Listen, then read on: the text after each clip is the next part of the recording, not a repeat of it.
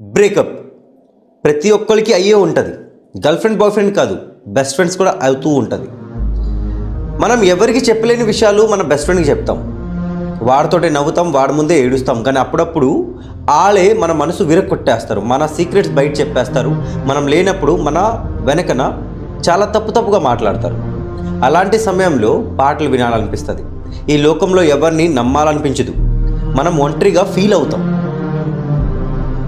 Bhagavad Gita chapter 10 shlok number 22 శ్రీకృష్ణుడు అర్జునుడు చెప్తున్నారు, పార్థ, వేదాల్లో సాంవేద్ నేను, దేవతాల్లో ఇంద్రుడిని నేను. నీ శరీరంలో ఉన్న ఇంద్రియాలు అంటే సెన్సెస్లో బుద్ధి అంటే మైండ్ని నేను. వాస్తవంకి నీ జీవితంకి ఒక చేతనని నేను. చేతన అంటే కాన్షియస్నెస్, జీవితం అంటే లైఫ్ ఫోర్స్ లాగా చూడండి. ఇక్కడ శ్రీకృష్ణుడు మనకి ఏం చెప్పాలనుకుంటున్నారంటే, మనం ఎప్పుడు కూడా ఒంటరి వాళ్ళం కాము. మనతోటి ఏదో ఒక రూపంలో కృష్ణుడు ఉన్నాడు. వేదాల్లో సాంవేద్ అన్నారు అంటే దాన్ని మీరు పాటతో పోల్చొచ్చు. ఎక్కడ పాట ఉంటుందో, ఎక్కడ భజన ఉంటుందో, పాటలో భక్తి ఉంటుందో అక్కడ నేను ఉంటాను అని చెప్తున్నారు. దేవతల్లో ఇంద్రుడు అంటున్నారు. దేవతల్లో ఇంద్రుడు అనేవారు రాజు. ఆ ఇంద్రుడు కూడా కృష్ణుడే.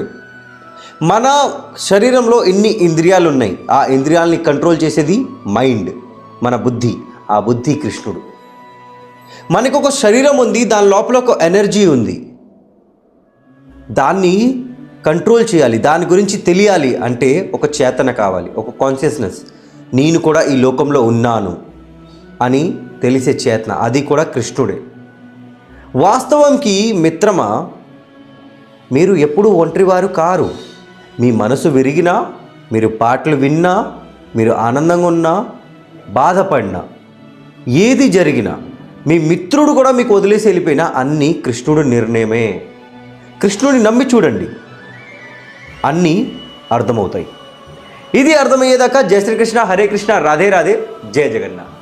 వేదానాం సామవేదోస్మి దేవానామస్మి వాసవః ఇంద్రియాణాం మనశ్చాస్మి భూతానామస్మి చేతనా. అలాగే మీలో ఎవరైతే ఆన్లైన్ క్లాసెస్కి అప్లై చేయాలనుకుంటున్నారో దాని లింక్ బయోలో ఉంది. అలాగే ఒక చిన్న గివ్ అవేలో మీరు పార్టిసిపేట్ చేయొచ్చు. గెలిచిన వాళ్ళకి మొబైల్ అండ్ భగవద్గీత అలాగే క్లాసెస్ ఫ్రీ.